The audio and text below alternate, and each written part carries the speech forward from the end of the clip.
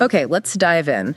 For, a lot of us, that last Monday in May really feels like the official kickoff to summer. Oh, absolutely. Barbecues, beach trips. Getting the garden sorted, maybe? It's a day off, right? A celebration of warmer weather. And that's definitely the vibe for many people today. But the sources you've pulled together, they really highlight something quite different, don't they? The holiday's roots are, well, much more solemn, born from a period of incredible loss. Exactly. This wasn't originally about marking a season change. It was specifically about remembrance, about sacrifice. So our mission here, using the articles and notes you've provided, is to kind of peel back those layers. We want to unpack the real history of Memorial Day, dig into some surprising facts, and trace how it became the holiday we observe now. The goal is for you listening to get a really clear, informed sense of what this day truly represents. And right away, what jumps out from the material is the starting point, the end of the Civil War, the sheer scale of that conflict. It's hard to grasp. It really is. Unprecedented is the word the sources use. We're talking about, an estimated 620,000 lives lost? Yeah. More American lives than in any other war the U.S. has fought. It's a profound national trauma. And that kind of loss, according to your research, had a direct practical result. It led to the creation of the country's first national cemeteries. Right. Before that, there wasn't really this large-scale, organized way to honor the war dead. Exactly. With so many families grieving across the country, there needed to be a collective way to mourn, to honor. So from that grief and these new cemeteries, these traditions started springing up, didn't they? Kind of spontaneously? Locally. Your notes mention that pretty quickly, like within a decade after the war ended in spring 1865, people were already doing these annual spring rituals, visiting soldiers' graves, decorating them. And that very act, decorating, gives us the original name, which is maybe more revealing. It wasn't called Memorial Day back then. No, it was Decoration Day. And when you hear that, it just clicks, doesn't it?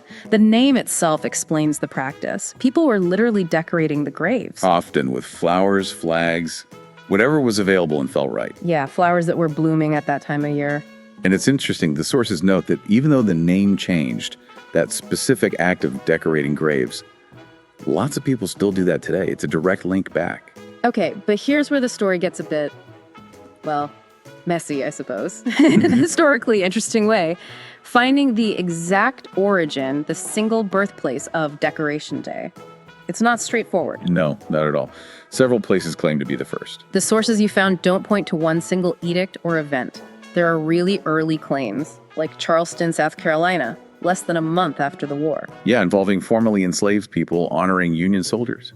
And VA.gov mentions Columbus, Mississippi, too. In 1866, a group of women decorating graves of both Union and Confederate soldiers, which is notable. So you've got these grassroots efforts popping up independently. It took a long, long time for any official declaration. A full century, basically. Right. In 1966, Lyndon Johnson's administration pointed to Waterloo, New York, as the official birthplace. Their reasoning was based on an annual, community-wide event honoring Civil War vets that apparently started there back in 1866. So that historical fuzziness, it kind of shows how national traditions aren't always neat, top-down things, right? Exactly. They bubble up from communities, from local acts of remembrance.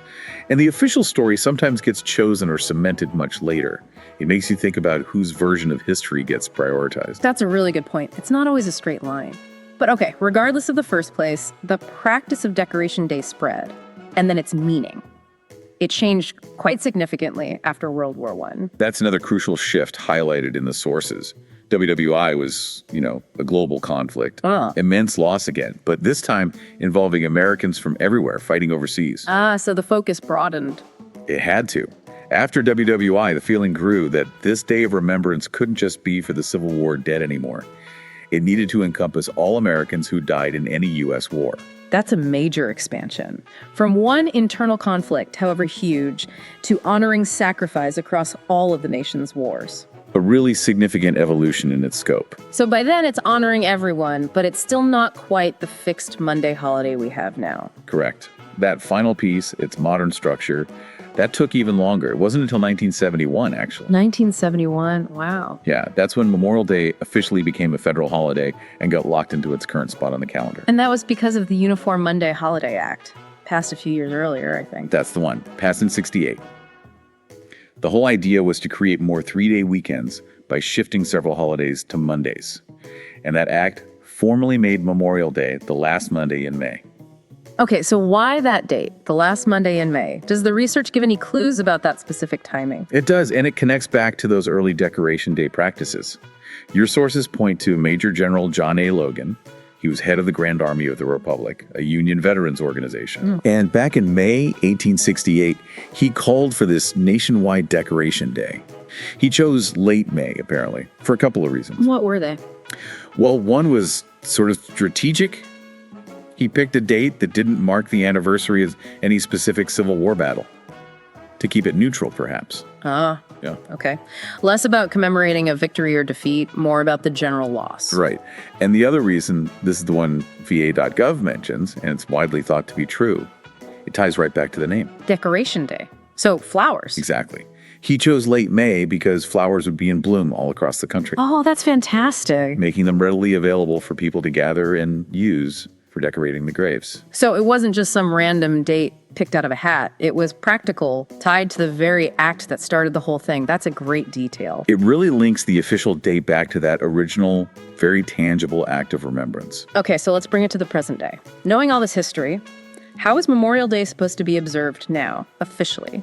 The sources mention some specifics, particularly about the flag. Yes, and this is a detail that often gets missed. According to VA.gov, there's a very specific flag etiquette for Memorial Day. The U.S. flag should be flown at half-staff. Right, standard for mourning. But here's the key part. Only until noon. Only until noon. Really, that's very precise. Why? It's symbolic. Flying it at half-staff from sunrise until noon honors those who have died in service. Then at noon sharp, the flag is quickly raised to the top of the staff. Raised to full staff. Yes, until sunset. That represents the nation's resilience, the fact that the country lives on, upheld by the sacrifices of the fallen. It's a transition from mourning to resolve. Wow. Half staff for the fallen, full staff for the living nation they protected. Yeah. That's quite powerful. I didn't know that specific noon transition. Many people don't. And there's one more official observance mentioned. Okay. The National Moment of Remembrance. Ah, right. That's at a set time. Yes, 3 p.m. local time, wherever you are across the country. Yeah. The idea is for everyone to pause for 1 minute of silence. A collective pause. Just to remember and reflect on the sacrifices made. It provides a specific shared moment for remembrance amidst whatever else people might be doing. So looking back at this whole journey we've just traced through your sources, it starts with the sheer devastation after the Civil War. The spontaneous decoration days. The debates about the first one, Then that big expansion after World War I to include everyone. the formal cementing as a holiday only in 1971. The reasons for late May, tying back to the flowers. And these very specific modern traditions, like the flag protocol, the 3 p.m. moment. It really does change how you see it, doesn't it? It puts the barbecues and the start of summer in a very different context. Absolutely.